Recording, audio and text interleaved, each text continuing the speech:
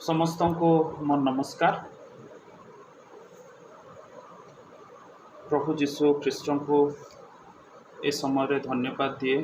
प्रभु दिन पर दिन मास पर मास आम समस्त को बंचाई आसुंच। यही कोरोना समय रे मध्य प्रभु आम सहित रहुंट। आज आम देखा जगत रे हाहाकार होछि। लोक माने बंचिबा पाई चाहुछंती किंतु से माने बंची पारु नाहंती। किंतु प्रभुंकर अनुग्रह विविध दया हेतु आमे जगत रे बंची अछु। आज मु आपण मानकु ईश्वरंक वाक्यरु उत्साहित करिबा पाई चाहे जे आमे ख्रिस्टियन बोली कहू, ख्रीष्टन को ग्रहण करिछु बोली कहू, प्रभु को आमे ग्रहण करिछु, केमती जीवन काटुछु, प्रभु को ग्रहण करिछु बोली आमे केमिति निजको परिप्रकाश करूछु। आमर परित्राणर प्रमाण कौन अटे? आमे परित्राण प्राप्त बोली केमिति निजको अन्य आगरे परिप्रकाश करूछु। आमे ख्रीष्टन को विश्वासी बोली कौन लोक मैंने आमको जानी पारुछंती?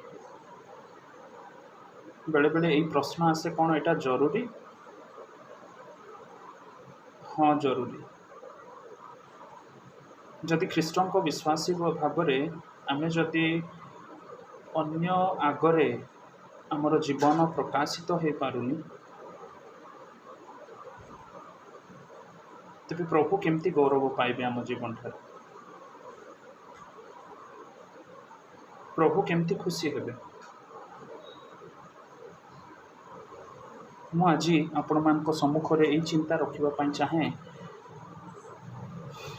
जे गोटे ख्रीष्ट विश्वासी भाव में आम जीवन कि प्रकार हेबा आवश्यक, ख्रीष्टीय गुण गुड़ाक कौन रहिबा आवश्यक। सेथिपाई यही समय रे आपण समस्त को मु थेसलोनिकीय पुस्तक 1 पर्व 1 पदरु 3 पद पर्यंत आपण समस्त को नहीं जीवा पाई चाहूँगी। मु से वाक्यरू पढ़िबा पाई चाहे, आपण माने मो सहित खोलंतु आउ देखंतु। प्रथम थेसलोनिकीय 1 पर्व 1 पदरु 3 पद पर्यंत प्रेरित पाउल ए प्रकार भाव में यही पुस्तक रे बा पत्र रे लिखिछंती से थेसलोनिकीय मंडली को। सेटा आपण मान सम्मुख में पढ़ा चाहे। पाउल, सिलवान और तिमोथी पिता ईश्वर और जीशु ख्रीष्टों ठारे थिबा थेसलोनिकीय मंडली निकट को पत्र। अनुग्रह और शांति तुम्ह मानक प्रति हेउ। थेसलोनिकीय मानकर जीवन और विश्वास आंभ मानक ईश्वर और पितांक छामरे आंभे माने तुम्ह मानक विश्वासर कर्म, प्रेमर परिश्रम और आंभ मानक प्रभु जीशु ख्रीष्टों संबंधी तुम्ह मानक भरोसार सहिष्णुता विषय रे निरंतर स्मरण करी आंभ मानक प्रार्थना रे तुम्ह मानक नाम उल्लेखपूर्वक समस्त निमंते सर्वदा ईश्वर को धन्यवाद देउछु। जतेबेले आमे ए पुस्तकटी पढ़ुछु, प्रेरित पाउल से 3 जनकर नाम को एठे उल्लेख करुछंती। जणे हेले तांके निजे, आउ जणे हेले तांकर सहयोगी सिलवान, आउ जणे होछंती तिमोथी। ए व्यक्ति 2 जन प्रेरित पाउलंक सहित तांको सेवा रे जोग दौछंती। जदि आमे ए पुस्तकटी को चिंता करिबा, आर पृष्ठभूमि को देखिबा तेबे ही ए पुस्तकटी आहुरी हम भल भाव जानी पारिबा।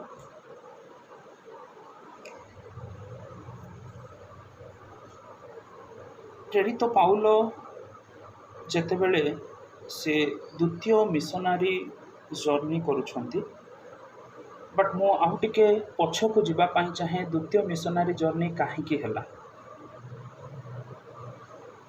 बर्नाबास आ प्रेरित पाउल से माने प्रभुଙ୍କ सेवारे बाहरिले, विभिन्न स्थान मान को जाइकी प्रभुଙ୍କର सुसमाचार कार्य कले। तापरे किछि दिन गला परे से माने फेरुछंती तांकर जगह को, जहाँ जहाँ कार्य कले ताहा मंडली को जणाउछंती।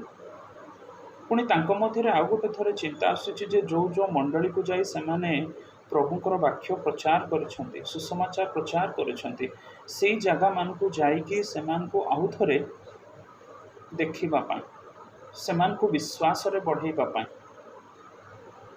द्वितीय थर से माने योजना करुछंती। आ से माने जाउछंती। आ ए समय रे प्रेरित पाउल आउ बर्नबाଙ୍କ भितरे गोटे मनमालिन होउछि। आ जेतेबेले मनमालिन होउछि सेतेबेले प्रेरित पाउल सिलवान आउ तिमोथीଙ୍କ सहित से तांकर वास्ता से माने बाछुछंती। आ बर्नबास आउ मार्क जॉन मार्क तांके तांकर रास्ता को बाछुछंती। प्रेरित पुस्तक 16 पर्व को जदि आम पढ़ा, से प्रेरित पाउल गोटे दर्शन देखुंट। मेसिडोनियर लोक मैंने प्रेरित पाउल को डाकुंट साहाय्य करने। से स्टोरीटा आरंभ हो 17 पर्व जदि आम देखा प्रेरित पाउल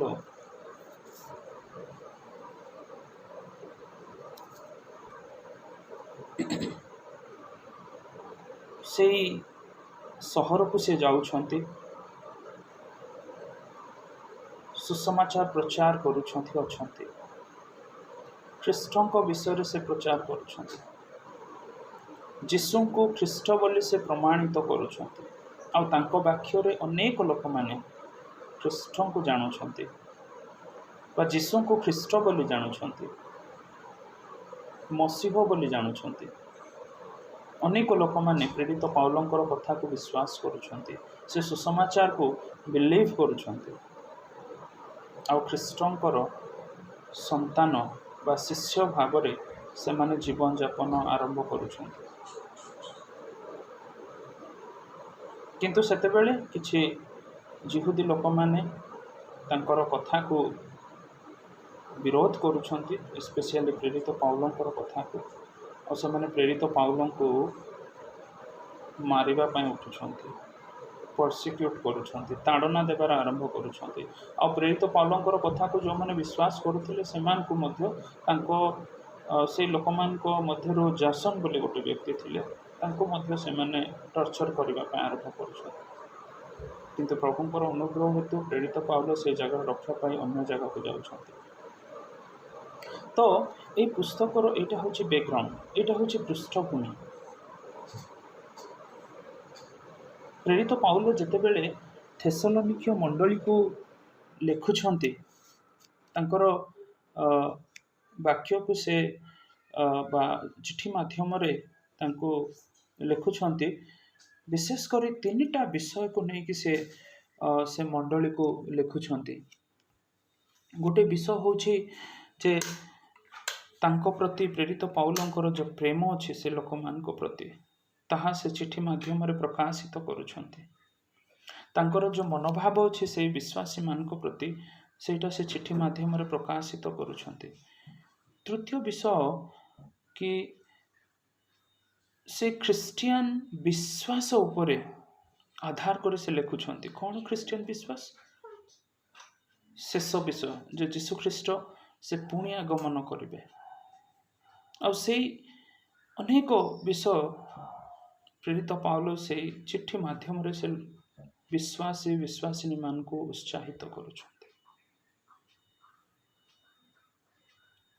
से मंडली को जेमिति ख्रीष्टीय जीवन यापन कटिबे, धार्मिक जीवन यापन काटिबे, से प्रकार भाव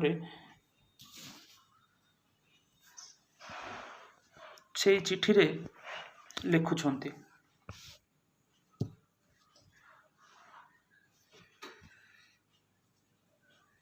पुणी ए चिठी रे प्रेरित पाउल आउ गोटे विषय मध्य से उल्लेख करुछन्ति जे जेतेबेले प्रेरित पाउल से मंडली रे जाइकी प्रचार करुछन्ति, किछि किछि लोक से माने जो माने कि तांकर विरोधी हेले, से माने ए प्रकार भाबरे मध्य कहिले जे प्रेरित पाउल निजर ग्लोरी पाई ए प्रकार भाबरे लोक मान को भ्रष्ट करुछन्ति,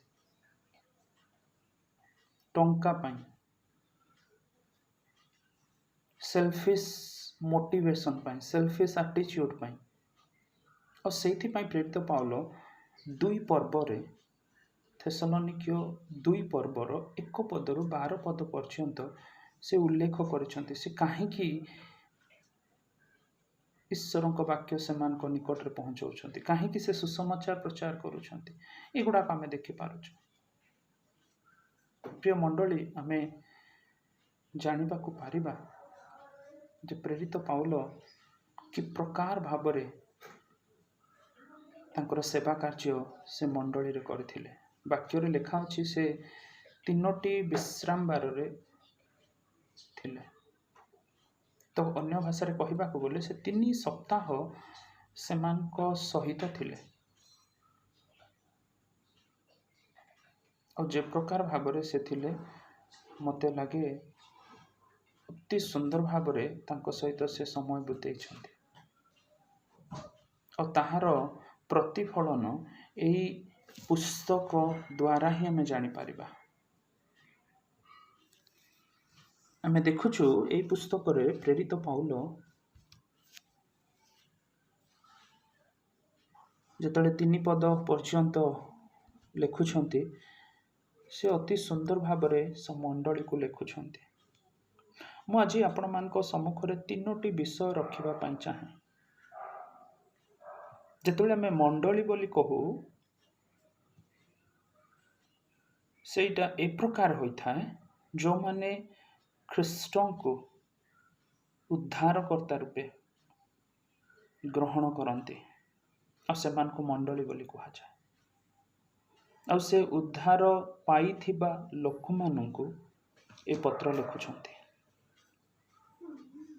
और से उद्धार पाई थिबा लोक मानकर विषय रे से प्रमाणित करुछन्ति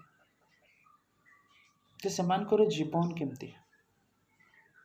और सेटा ए पत्र माध्यम रे से लोक मान को से उत्साहित करुछन्ति। अति सुंदर भाबरे से पत्र माध्यम रे से लोक मान को से मंडली रो लोक मान को से उत्साहित करुछन्ति।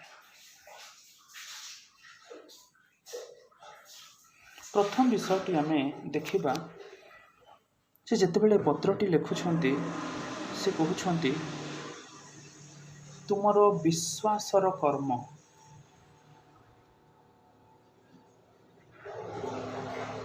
अति सुंदर भाबरे से लिखुछन्ति तुम विश्वासर कर्म गुडा को आमे स्मरण करी बा आमे स्मरण करूछु, आमको मने पड़ी जाउछि तुमरो विश्वासर कर्म।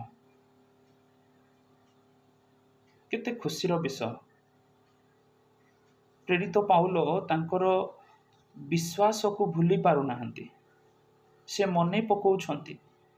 ए लेखा द्वारा तांकर मन को एक्सप्रेस करुछन्ति, तांकर प्रेम को से एक्सप्रेस करुछन्ति से लोकमान को निकट रे। तुमरो विश्वासर कर्म, से विश्वासर कर्म कौन? जदि हमें चिंता करिबा से विश्वासर कर्म होछि प्रथम विषय जे सेमाने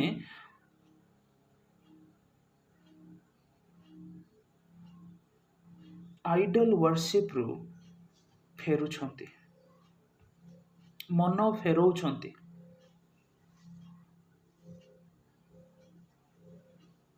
जोटा सेमान को जीवन रे ईश्वर बोली ग्रहण करिथिले ଈଶ୍ୱର ବୋଲି ମାନିଥିଲେ, ଈଶ୍ୱର ବୋଲି ତାଙ୍କର ପୂଜା କରୁଥିଲେ, ସେହି ସବୁ ବିଷୟରୁ ସେମାନେ ମନ ଫେରାଉଛନ୍ତି। ପ୍ରିୟ ବନ୍ଧୁ, ଏଇଟା ଗୋଟେ ସହଜ ବିଷୟ ନୁହେଁ। ବର୍ଷ ବର୍ଷ ଲୋକମାନେ ଗୋଟେ ବିଷୟକୁ ବିଶ୍ୱାସ କରନ୍ତି, ସତ ବୋଲି ଭାବିଥାନ୍ତି, କିନ୍ତୁ ସେଇ ସବୁ ଚିନ୍ତାରୁ ଫେରିବାଟା ଅତି କଷ୍ଟର ବିଷୟ। ଠିକ୍ ଏଇ ମଣ୍ଡଳୀର ଲୋକମାନେ ମଧ୍ୟ ସେଇ ପ୍ରକାର ଥିଲେ। ଯଦି ଆମେ ଦେଖିବା, କିଛି ଜିହୁଦୀ ଲୋକମାନେ ମଧ୍ୟ ଥିଲେ ଯେଉଁମାନେ କି ବ୍ୟବସ୍ଥାକୁ ହିଁ ପ୍ରାୟୋରିଟି ଦେଉଥିଲେ।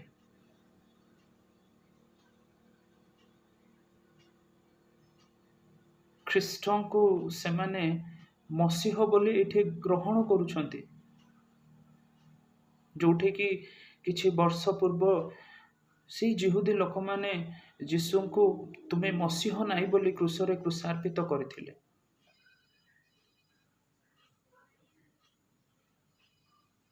ସେ ଈଶ୍ୱରଙ୍କର ମଜାକ ଉଡ଼ଉଛି ବୋଲି ସେମାନେ ତାଙ୍କୁ କ୍ରୁଶରେ କ୍ରୁଶାର୍ପିତ କରିଥିଲେ।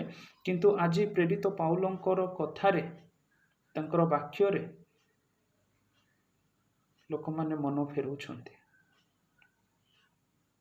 ଏଇଟା କ'ଣ ଆଶ୍ଚର୍ଯ୍ୟର ବିଷୟ ନୁହେଁ କି? ଏଇଟା କ'ଣ ବିଶ୍ୱାସର କାର୍ଯ୍ୟ ନୁହେଁ କି?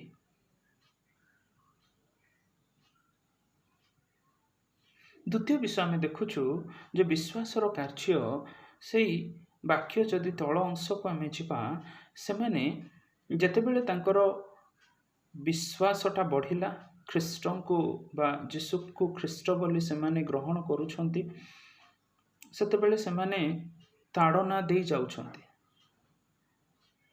ଲୋକମାନେ ତାଙ୍କୁ ଭର୍ତ୍ସନା କରୁଛନ୍ତି, ଲୋକମାନେ ତାଙ୍କର ବିଶ୍ୱାସକୁ ଗ୍ରହଣ କରିପାରୁନାହାନ୍ତି, କିନ୍ତୁ ସେମାନେ ଆନନ୍ଦର ସହକାରେ ସେ ତାଡ଼ନାକୁ ଗ୍ରହଣ କରୁଛନ୍ତି। ଇଭେନ୍ ମାଡ଼ ମଧ୍ୟ ଖାଉଛନ୍ତି ସେ ବିଶ୍ୱାସ ପାଇଁ। ସେଇଟା ହେଉଛି ବିଶ୍ୱାସର କାର୍ଯ୍ୟ। କଷ୍ଟ ସମୟରେ, ଦୁଃଖ ସମୟରେ ଈଶ୍ୱରଙ୍କ ଉପରେ ନିର୍ଭର କରିବାଟା, ଯେଉଁ ପ୍ରେମରେ ବନ୍ଧା ହେଇଛନ୍ତି ସେ ପ୍ରେମରେ ଲାଗି ରହିବାଟା କେତେ ଖୁସିର ବିଷୟ। ଯାହାକୁ ସେମାନେ ବିଶ୍ୱାସ କରୁଛନ୍ତି, ସେଇ ବିଶ୍ୱାସକୁ ଲୋକମାନେ ବିରୋଧ କଲେ ମଧ୍ୟ ସେ ବିଶ୍ୱାସରୁ ସେମାନେ ଓହରୁନାହାନ୍ତି, ବରଂ ସେମାନେ ଆନନ୍ଦର ସହିତ କଷ୍ଟ ପାଇବା ପାଇଁ ପଛାଉନାହାନ୍ତି। ସେଟା ହେଉଛି ବିଶ୍ୱାସର କର୍ମ, ବିଶ୍ୱାସର କାର୍ଯ୍ୟ। ସେଇ ପ୍ରକାର ଭାବରେ ସେ ମଣ୍ଡଳୀ ବଞ୍ଚୁଥିଲେ। ସେଇଟା କେବଳ ନାହିଁ, ବିଶ୍ୱାସର କର୍ମ ହେଉଛି ଯେ ସେମାନେ ଗୋଟେ ଭିନ୍ନ ଜୀବନ କାଟୁଥିଲେ, ପବିତ୍ର ଜୀବନ କାଟୁଥିଲେ। ପ୍ରିୟ ବନ୍ଧୁଗଣ, ଆମେ ମଧ୍ୟ ପବିତ୍ର ଜୀବନ କାଟିବାର ଆବଶ୍ୟକ ଅଛି। ଆମେ ମଧ୍ୟ ଆମର କଷ୍ଟ ସମୟରେ, ଦୁଃଖ ସମୟରେ ଆନନ୍ଦର ସହକାରେ ଈଶ୍ୱରଙ୍କ ଉପରେ ନିର୍ଭର ରଖି ଗ୍ରହଣ କରିବାର ଅଛି।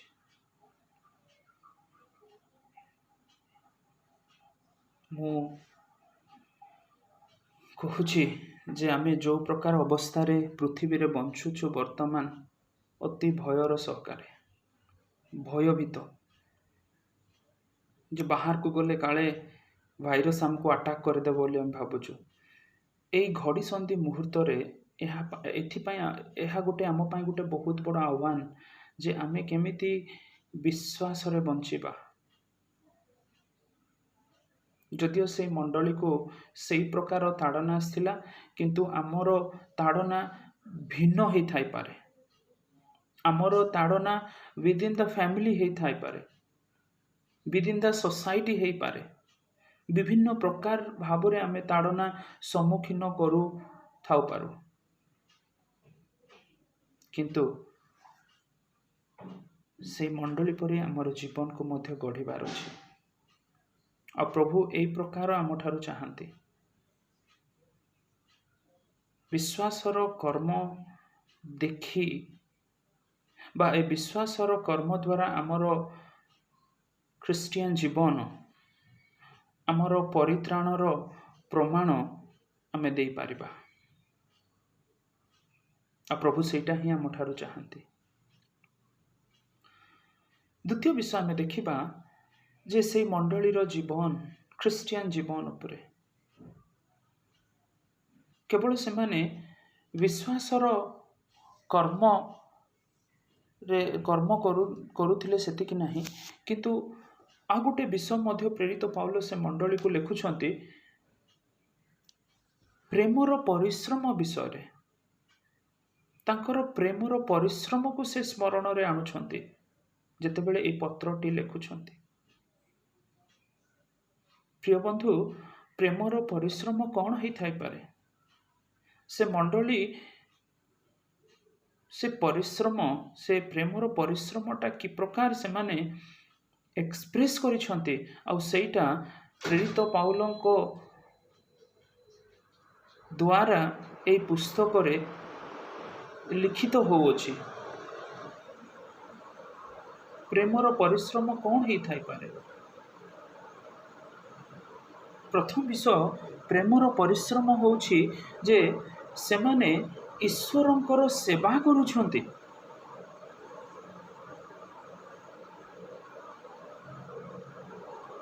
ସେଇଟା ହେଉଛି ପ୍ରେମର ପରିଶ୍ରମ।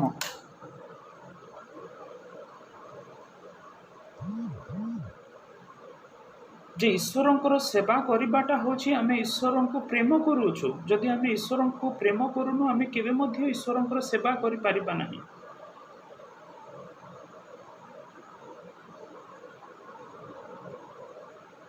ଆଉ ସେମାନେ ଈଶ୍ୱରଙ୍କର ସେବା କରୁଛନ୍ତି। ଜୀବନ୍ତ ପରମେଶ୍ୱରଙ୍କର ସେବକ ସେବିକ ହେଇପାରୁଛନ୍ତି।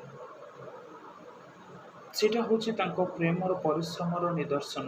ଆଉ ପ୍ରେରିତ ପାଉଲ ଯେତେବେଳେ ତାଙ୍କ ସହିତ 3 ସପ୍ତାହ ରହୁଛନ୍ତି, ଈଶ୍ୱରଙ୍କ ବାକ୍ୟ ସେମାନଙ୍କ ନିକଟରେ ପ୍ରକାଶ କରୁଛନ୍ତି, ଆଉ ସେ ସବୁଗୁଡ଼ାକ ଦେଖୁଥିଲେ। ତା ସହିତ ତିମୋଥୀ ଯେତେବେଳେ ପ୍ରେରିତ ପାଉଲଙ୍କ ନିକଟକୁ ଆସିକି ସେ ମଣ୍ଡଳୀ ବିଷୟରେ କହୁଛନ୍ତି, ସେ ଆହୁରି ଖୁସି ହେଇଯାଉଛନ୍ତି ଆଉ ଏ ପତ୍ରଟି ସେମାନଙ୍କୁ ଲେଖୁଛନ୍ତି। କେବଳ ତାଙ୍କର ପ୍ରେମକୁ ଈଶ୍ୱରଙ୍କର ସେବା କରି ପରିପ୍ରକାଶ କରୁନାହାନ୍ତି, କିନ୍ତୁ ଆଉ ଗୋଟେ ବିଷୟ ସେମାନେ କରୁଛନ୍ତି।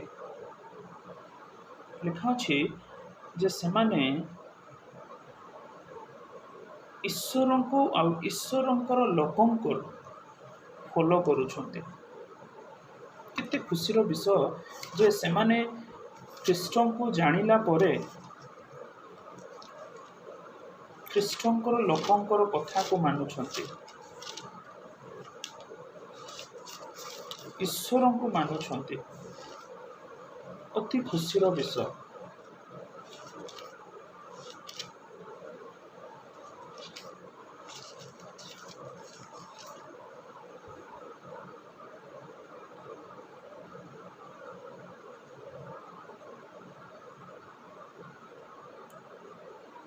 ଆମେ କ'ଣ ସେ ପ୍ରକାର ଜୀବନ କାଟୁଛୁ କି? ପ୍ରେରିତ ପାଉଲ ସେ ମଣ୍ଡଳୀକୁ ଯାଇ କେବଳ ଈଶ୍ୱରଙ୍କର ବାକ୍ୟ ସେ ଦେଉନାହାନ୍ତି, ନିଜର ଜୀବନକୁ ମଧ୍ୟ ସେ ପ୍ରଦର୍ଶିତ କରୁଛନ୍ତି। ଆଉ ସେଇଥିପାଇଁ ଏ ମଣ୍ଡଳୀର ଲୋକମାନେ ସେ ଈଶ୍ୱରଙ୍କର ଲୋକଙ୍କୁ ମଧ୍ୟ ଫଲୋ କରୁଛନ୍ତି। କେତେ ଖୁସିର ବିଷୟ, କେତେ ଆନନ୍ଦର ବିଷୟ।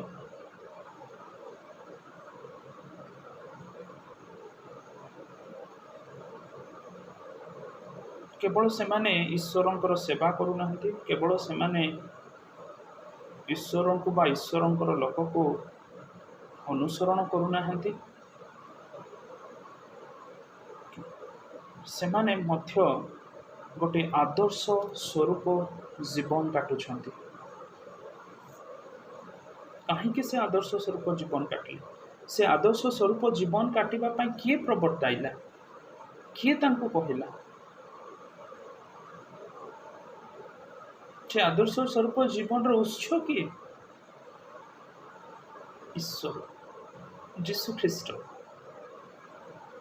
आ सेथिपाई से माने ए प्रकार जीवन काटि पारुछन्ते आउे प्रेरित पाउल एक प्रकार भाव से मंडली को लिखुंट एक पर्वर 7 पदरे एपरिकी तुम्हें माने माकिदोनिया और आखाया निवासी समस्त विश्वासी प्रति आदर्श स्वरूप होइथिलो किते खुशीर विषय जदि आमे भूगोल को भलरे पढ़िबा रोमियो साम्राज्य रे एई मेसिडोनिया आउ जोटा कि ओडिया रे कह जाए माकिदोनिया आउ आखाया गोटे उत्तर भाग रे आ गोटे दक्षिण भाग रे यह हूँ रोमियो साम्राज्य दुईटा प्रोविंस माने कहबा को गले जे एई मंडलीर टेस्टिमनी बा साक्ष्य उत्तर दक्षिण को जाइछि एते एते वाइब्रेंटली सेमानकर जीवन प्रभावित करिछि एते वाइब्रेंटली से माने आदर्श जीवन काटिछन्ति किते खुशीर विषय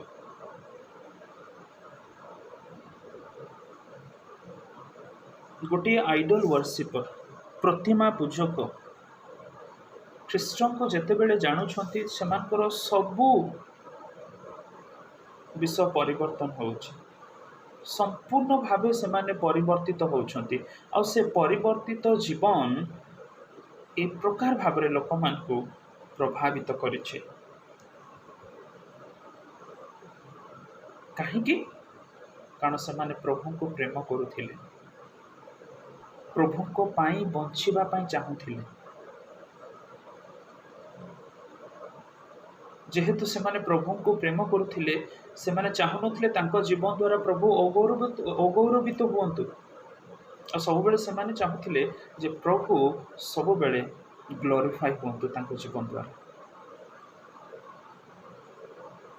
प्रिय मोर भाई भौणी बापा माँ आपण माने केबे चाहंती कि आपणक जीवन द्वारा प्रभु सब बेले गौरवित हुअन्तु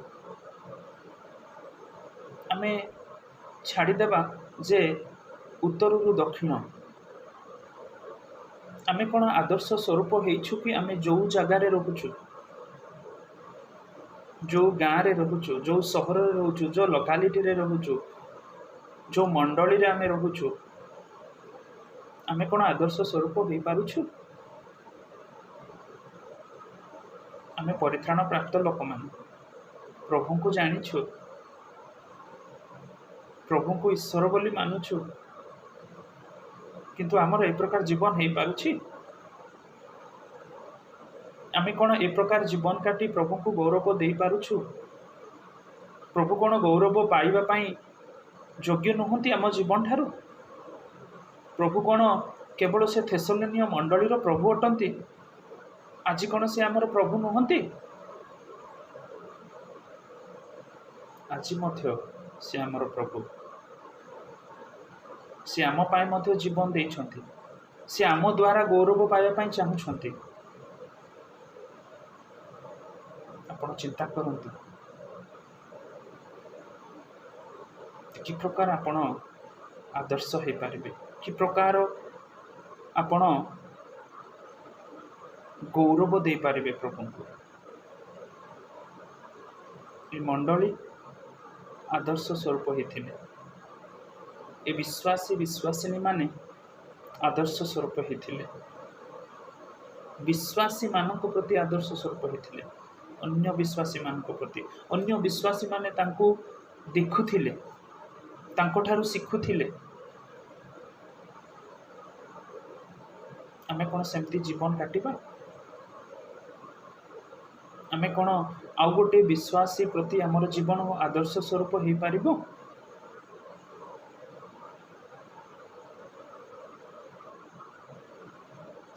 केवल यहाँ संभव होता एथिपाई कि से माने प्रभु को प्रेम करुथिले प्रभुंकर प्रेम को बुझी पारिथिले ଆଉ ସେଥିପାଇଁ ସେମାନେ ଏହି ପ୍ରକାର ଜୀବନ କାଟି ପାରିଥିଲେ।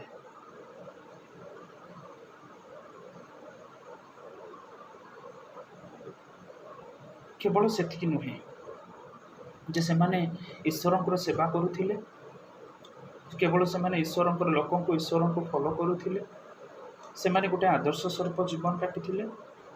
କିନ୍ତୁ ଆଉ ଗୋଟେ କଥା ମୁଁ କହିବି ଯେ ସେମାନେ ଅନ୍ୟ ବିଶ୍ୱାସୀକୁ ପ୍ରେମ କରୁଥିଲେ, ପରସ୍ପର ଭିତରେ ସେମାନଙ୍କର ପ୍ରେମର ଭାବ ରହିଥିଲା।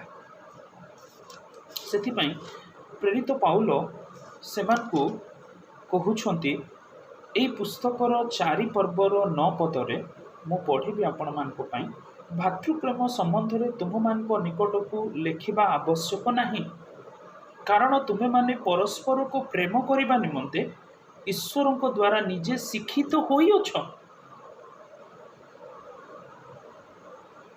ଈଶ୍ୱର ତୁମକୁ ଶିକ୍ଷିତ କରେଇଛନ୍ତି ଯେ ତୁମେ ପରସ୍ପରକୁ ପ୍ରେମ କର। ଖ୍ରୀଷ୍ଟ ସେମାନଙ୍କୁ ଶିଖେଇଛନ୍ତି ଯେ ପରସ୍ପରକୁ ତୁମେ ପ୍ରେମ କର। ପ୍ରିୟ ବନ୍ଧୁ, ଖ୍ରୀଷ୍ଟ ଆମକୁ ଶିଖାନ୍ତି ପରସ୍ପରକୁ ପ୍ରେମ କରିବା ପାଇଁ, ପରସ୍ପର ପ୍ରତି ସଦ୍ଭାବ ରଖିବା ପାଇଁ ଖ୍ରୀଷ୍ଟ ଆମକୁ ଶିଖାନ୍ତି। ଯଦି ଆମେ ରୋମିଓ ପୁସ୍ତକ 12 ପର୍ବକୁ ପ୍ରଥମ ପଦରୁ ଶେଷ ପଦ ପର୍ଯ୍ୟନ୍ତ ଆମେ ପଢ଼ିବା, ଆମେ ଜାଣିପାରିବା ଯେ ଗୋଟେ ଖ୍ରୀଷ୍ଟ ବିଶ୍ୱାସୀ ଭାବରେ ଆମର କାର୍ଯ୍ୟ କ'ଣ, କର୍ମ କ'ଣ, ପ୍ରଭୁ ଆମଠାରୁ କ'ଣ ଚାହାନ୍ତି। ଅନେକ ବିଷୟ ପ୍ରେରିତ ପାଉଲ ସେ ମଣ୍ଡଳୀକୁ ଲେଖିଛନ୍ତି ଯେ ଗୋଟେ ଖ୍ରୀଷ୍ଟ ବିଶ୍ୱାସୀ ଭାବରେ ଆମେ କ'ଣ କରିବା ଆବଶ୍ୟକ। ସେ ଆମକୁ ଶିଖାନ୍ତି ପରସ୍ପରକୁ ପ୍ରେମ କରିବା ପାଇଁ। ଆଉ ଏ ପ୍ରେମ ଭାବ କେତେବେଳେ ଆସିବ? ଯେତେବେଳେ ଆମେ ଖ୍ରୀଷ୍ଟଙ୍କୁ ପ୍ରେମ କରିବାଟା ଆରମ୍ଭ କରିବା, ଆଉ ସେତେବେଳେ ପ୍ରଭୁ ଆମକୁ ସେ ପ୍ରେମର ମନୋଭାବ ଆମକୁ ଦେବେ, ଯଦ୍ୱାରା ଆମେ ଅନ୍ୟ ବିଶ୍ୱାସୀ ପ୍ରତି ଅନ୍ୟ ପ୍ରତି ଆମେ ପ୍ରେମ ପ୍ରକାଶ କରିପାରିବା। ପରସ୍ପର ପ୍ରତି ପ୍ରେମ କରିବାଟା ତୁମେ ଶିଖିଅଛ।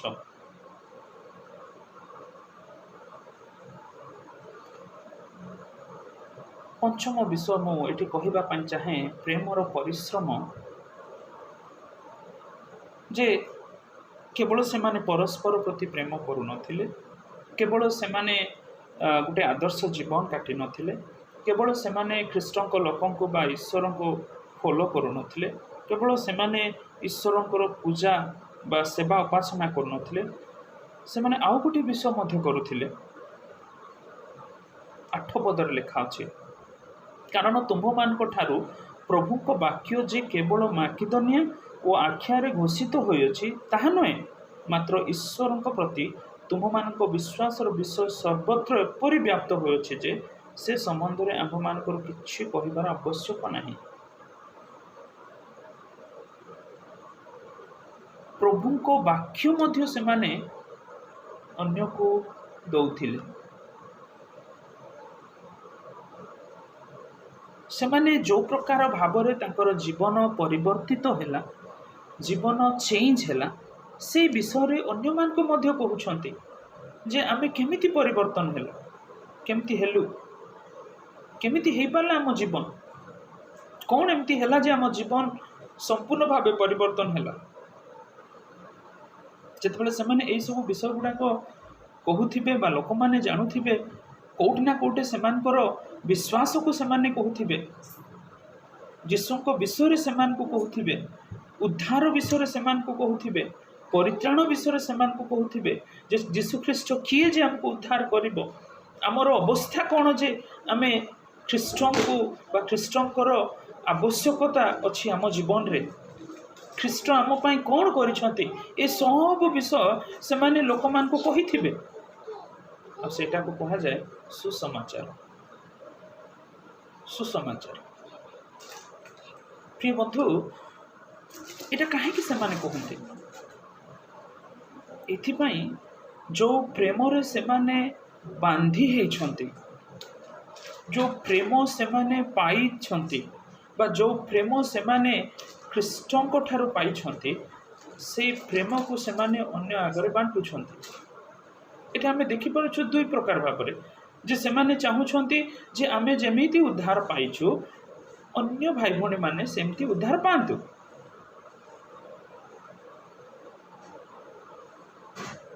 କାହିଁକି ଉଦ୍ଧାର ପାଆନ୍ତୁ? ଯଦି ସେମାନେ ଉଦ୍ଧାର ପାଇବେନି ସେମାନେ ନରକକୁ ଯିବେ। ଆଉ ସେ ଖ୍ରୀଷ୍ଟଙ୍କର ପ୍ରେମ ବିଷୟରେ ସେମାନେ ଅନ୍ୟକୁ ପ୍ରକାଶ କରୁଛନ୍ତି। ଯେହେତୁ ସେମାନେ ଖ୍ରୀଷ୍ଟଙ୍କୁ ପ୍ରେମ କରୁଛନ୍ତି, ଖ୍ରୀଷ୍ଟର ପ୍ରେମକୁ ସେମାନେ ନିଜ ଜୀବନରେ ଅନୁଭବ କରୁଛନ୍ତି ଆଉ ସେଇଟାକୁ ସେମାନେ ଅନ୍ୟ ଆଗରେ ପ୍ରକାଶ କରୁଛନ୍ତି। ଆଉ ପ୍ରେରିତ ପାଉଲ ସେ ସବୁ ଗୁଡ଼ାକ ଜାଣିପାରୁଛନ୍ତି ଆଉ ସେଥିପାଇଁ ତାଙ୍କର ଏଇ ସବୁ ସାକ୍ଷ୍ୟ ଗୁଡ଼ାକ ସେ ମନେ ପକାଉଛନ୍ତି ଆଉ ସେମାନଙ୍କୁ ଉତ୍ସାହିତ କରୁଛନ୍ତି। ପ୍ରେରିତ ପାଉଲ ଗୋଟେ ଦର୍ପଣ ପରି ତାଙ୍କ ସମ୍ମୁଖରେ ଏଇ ପତ୍ରଟି ଲେଖୁଛନ୍ତି ଯେ ତୁମର ଜୀବନ ଏଇ ପ୍ରକାର। ପ୍ରଥମ ବିଷୟ ଆମେ ଦେଖିଲୁ ଯେ ପ୍ରେରିତ ପାଉଲ ସେମାନଙ୍କୁ ତାଙ୍କର ବିଶ୍ୱାସର କର୍ମ ବିଷୟରେ କହୁଛନ୍ତି। ଦ୍ୱିତୀୟ ବିଷୟ ଆମେ ଦେଖିଲୁ ତାଙ୍କର ପ୍ରେମର ପରିଶ୍ରମ ବିଷୟରେ କହୁଛନ୍ତି। ଆଉ ତୃତୀୟ ବିଷୟ ସେ କହୁଛନ୍ତି ଭରସାର ସହିଷ୍ଣୁତା ବିଷୟରେ। ଭରସାର ସହିଷ୍ଣୁତା ବିଷୟରେ। ଭରସାର ସହିଷ୍ଣୁତା କ'ଣ? ଗୋଟେ ଖ୍ରୀଷ୍ଟ ବିଶ୍ୱାସୀ ପାଇଁ ଭରସା କ'ଣ? ଯେ ଖ୍ରୀଷ୍ଟ ପୁଣି ଥରେ ଏ ପୃଥିବୀକୁ ଆଗମନ କରିବେ। ଯୋଉ ପ୍ରଥମ ଆଗମନ ଆମେ ଦେଖୁଛୁ ପରିତ୍ରାଣ ବା ଉଦ୍ଧାର କରିବା ପାଇଁ, ବଟ୍ ଯୀଶୁଖ୍ରୀଷ୍ଟ ଯେତେବେଳେ ସେ ଦ୍ୱିତୀୟ ଆଗମନ କରିବେ ବିଚାର କରିବା ପାଇଁ, ଆଉ ସେ ଧାର୍ମିକ ମାନଙ୍କୁ ଆଉ ପାପୀ ମାନଙ୍କୁ ଅଲଗା କରିବା ପାଇଁ। ତ ଏଠି ପ୍ରେରିତ ପାଉଲ ଏ ମଣ୍ଡଳୀକୁ ଉତ୍ସାହିତ କରୁଛନ୍ତି ଯେ ଖ୍ରୀଷ୍ଟ ଆଗମନ କରିବେ। ସେ କହୁଛନ୍ତି 10 ପଦରେ, ପୁଣି ସେ ଆପଣ ଯେଉଁ ପୁତ୍ରଙ୍କୁ ମୃତମାନଙ୍କ ମଧ୍ୟରୁ ଉଠାଇଥିଲେ ଆଗାମୀ କ୍ରୋଧରୁ ଆମ୍ଭମାନଙ୍କର ସେ ଉଦ୍ଧାରକର୍ତ୍ତା ଯୀଶୁଙ୍କ ସ୍ୱର୍ଗରୁ ଆଗମନ କରିବାର ଅପେକ୍ଷାରେ ରହିବା ନିମନ୍ତେ ଈଶ୍ୱରଙ୍କ ପ୍ରତି ଫେରିଲ। ଏଇଟା ହେଉଛି ଖ୍ରୀଷ୍ଟୀୟ ବିଶ୍ୱାସୀ ମାନଙ୍କର ଭରସା ଯେ ଯୀଶୁଖ୍ରୀଷ୍ଟ ସେ ଆଗମନ କରିବେ। ଆଉ ସେ ଆଗମନ କଲେ କ'ଣ ହେବ? ଆଗାମୀ କ୍ରୋଧରୁ ସେ ଉଦ୍ଧାର କରିବେ। ପ୍ରିୟ ବନ୍ଧୁ, ଏଇ ଆଗମନ କଥା ଯଦି ଆମେ ଚିନ୍ତା କରିବା, ଏହା କେବଳ ଗୋଟେ ବିଶ୍ୱାସୀ ହିଁ ଜାଣିପାରିବେ, ଗୋଟେ ବିଶ୍ୱାସୀ ହିଁ ବୁଝିପାରିବେ ଯେ ଖ୍ରୀଷ୍ଟଙ୍କର ଆଗମନ ବିଷୟରେ ବିଶ୍ୱାସୀ ହିଁ ଜାଣିପାରିବେ। ଗୋଟେ ଅବିଶ୍ୱାସୀ ଏଇ ଆଗମନ ବିଷୟରେ ଜାଣିପାରିବେନି, ଏଇ ଭରସା ବିଷୟରେ ଜାଣିପାରିବେନି। ଆଉ ପ୍ରେରିତ ପାଉଲ ସେଇ ବିଶ୍ୱାସୀଙ୍କୁ ବା ଥେସଲୋନିକୀୟ ମଣ୍ଡଳୀର ବିଶ୍ୱାସୀମାନଙ୍କୁ ଏହି ପ୍ରକାର ଭାବରେ ସେ ଉଲ୍ଲେଖ କରୁଛନ୍ତି ଯେ ସେଇ ଆଗମନ ଯୀଶୁଖ୍ରୀଷ୍ଟ ଯେ ମୃତ୍ୟୁରୁ ଉତ୍ଥିତ ହୋଇଅଛନ୍ତି ଆଗାମୀ କ୍ରୋଧରୁ ଆମକୁ ଉଦ୍ଧାର କରିବା ପାଇଁ। ଏଠି ଲେଖା ଅଛି ଯୀଶୁଙ୍କ ସ୍ୱର୍ଗରୁ ଆଗମନ କରିବାର ଅପେକ୍ଷା ରହିବା ନିମନ୍ତେ ଈଶ୍ୱରଙ୍କ ପ୍ରତି ଫେରିଲ।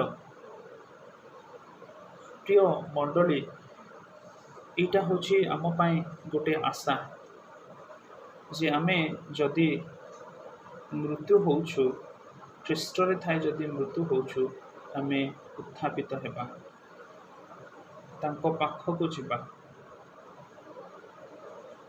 ଆଉ ସେ ମଣ୍ଡଳୀକୁ ସୁନ୍ଦର ଭାବରେ ପ୍ରେରିତ ପାଉଲ ଏହିସବୁ ଗୁଡ଼ାକ ବିଷୟ କହିକି ଉତ୍ସାହିତ କରୁଛନ୍ତି।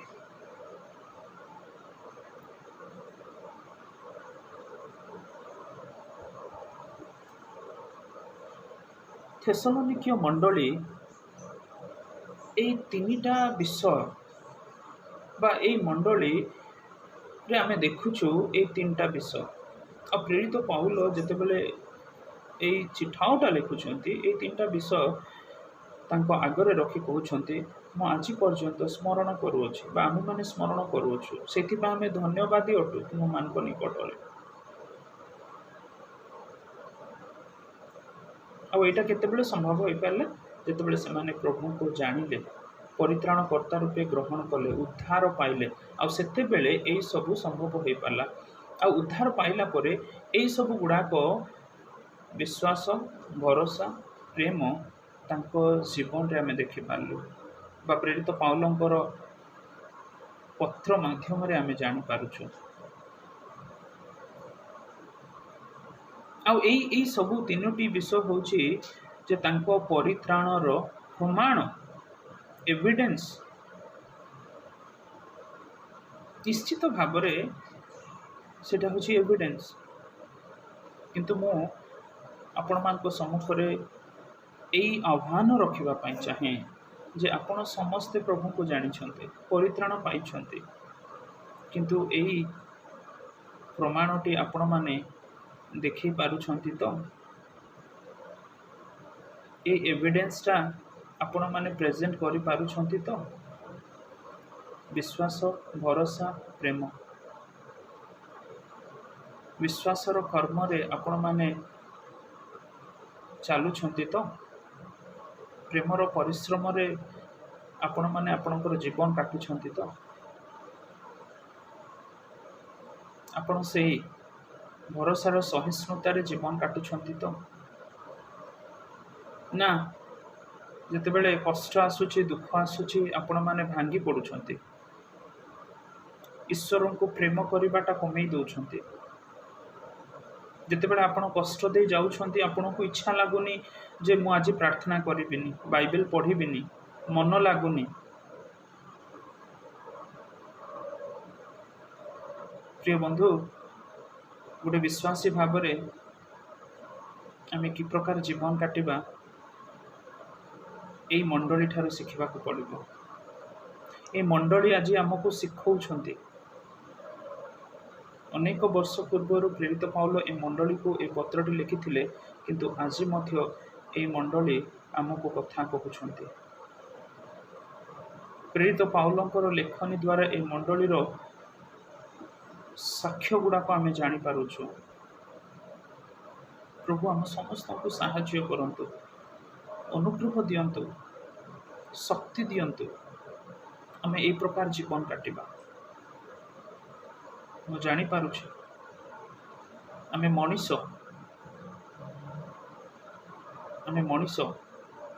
କିନ୍ତୁ ସେଇ ଥେସଲୋନିକୀୟ ମଣ୍ଡଳୀର ଲୋକମାନେ ମଧ୍ୟ ମଣିଷ ଥିଲେ। ସେମାନେ ଗୋଟେ ଭିନ୍ନ ନଥିଲେ, ସେମାନେ ଗୋଟେ ମଣିଷ, ଆମେ ବି ମଣିଷ। ଯଦି ସେମାନେ এই ପ୍ରକାର ଜୀବନ କାଟି ପାରୁଛନ୍ତି, କାହିଁକି ଆମେ ନାହିଁ? ଯଦି ସେମାନେ ତାଙ୍କ କଷ୍ଟ ସମୟରେ, ଦୁଃଖ ସମୟରେ ପ୍ରଭୁଙ୍କ ଉପରେ ନିର୍ଭର କରିପାରୁଛନ୍ତି, ତାଙ୍କର ବିଶ୍ୱାସରେ ଅଟଳ ହୋଇପାରୁଛନ୍ତି, ଯେ ସେମାନେ ଖ୍ରୀଷ୍ଟଙ୍କ ଠାରେ ବିଶ୍ୱାସ କରୁଛନ୍ତି, ସେହି ସମୟରେ ଖ୍ରୀଷ୍ଟଙ୍କୁ ପ୍ରେମ କରୁଛନ୍ତି, କାହିଁକି ଆମେ ନାହିଁ? ଆମେ ମଧ୍ୟ ସେମିତି ଜୀବନ କାଟିପାରିବା।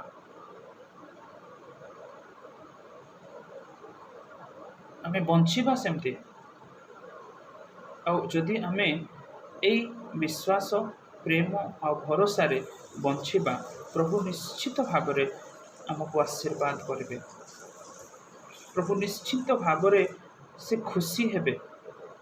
ଆଉ ଗୋଟେ କଥା କହିବି, ପ୍ରଭୁ ନିଶ୍ଚିତ ଭାବରେ ଆମ ଜୀବନ ଦ୍ୱାରା ଗୌରବ ପାଇବେ। ଯେତେବେଳେ ପ୍ରେରିତ ପାଉଲ ଏହି କଥା ଲେଖୁଛନ୍ତି, ପ୍ରଭୁ ନିଶ୍ଚିତ ଭାବରେ ଗୌରବ ପାଇଥିବେ ଏ ମଣ୍ଡଳୀ ଦ୍ୱାରା। ଆଜି ମଧ୍ୟ ସେ ଗୌରବ ପାଇବା ପାଇଁ ଚାହୁଁଛନ୍ତି। ଆମେ କ'ଣ ଏ ପ୍ରକାର ଜୀବନ କାଟିବା?